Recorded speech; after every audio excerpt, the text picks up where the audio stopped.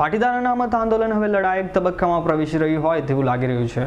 વિવિધ સ્થળોએ અમરનાથ ઉપવાસ પર બેઠા બાદ પાટીદારોએ સુરતમાં ગુજરાતના મુખ્યમંત્રી આનંદીબેનના ચિંતન શિબિરમાં બોલાયેલા શબ્દનો વિરોધ કર્યો હતો અને ફોટા ચપ્પલનો હાર પહેરાવી પૂતળું બાળ્યું હતું। પાટીદાર અનામત આંદોલન હવે ખૂબ જ આક્રમક સ્થિતિમાં આવી ગયું હોય તેવું લાગી રહ્યું છે। ભાજપના ચિંતન શિબિરમાં 2017ની ચૂંટણી કઈ રીતે જીતવી તેની ચર્ચા કરવામાં આવી રહી છે। આ ચર્ચા દરમિયાન ગુજરાતના મુખ્યમંત્રી આનંદીબેન પટેલ ખેડૂતોને સ્વાર્થી તથા ચોર કહ્યાનું જાણ્યા બાદ પાટીદારો વિફર્યા હતા અને તેમનો રોષ ભભૂકી ઉઠ્યો હતો। આનંદીબેનના ફોટાને ખાસડાનો હાર પહેરાવી ચપ્પલથી પ્રહાર કર્યા હતા।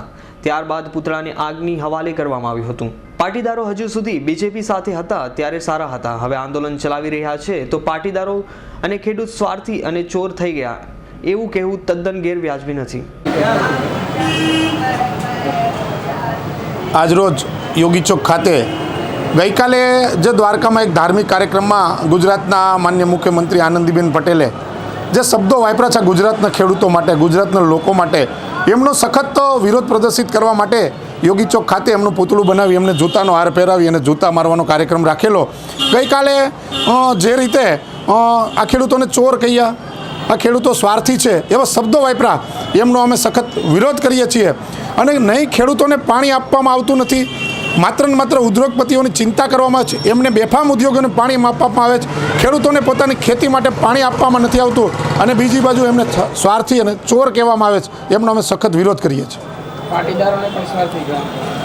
હા, જે રીતે એમને શબ્દો વાપર્યા કે ભાઈ આ સ્વાર્થી છે, પણ પાટીદારો અત્યાર સુધી ભારતીય જનતા પાર્ટી સાથે હતા ત્યાં સુધી એમને કોઈ વાંધો નહોતો, આજે એમનાથી વિમુખ થઈ ગયા છે એટલે એમને સ્વાર્થી કહેવામાં આવે છે। પણ તમે તમારી સત્તા બચાવવા માટે દરેક સમાજનો અત્યાર સુધી ઉપયોગ કર્યો છે તો સ્વાર્થી તો ભારતીય જનતા પાર્ટી છે।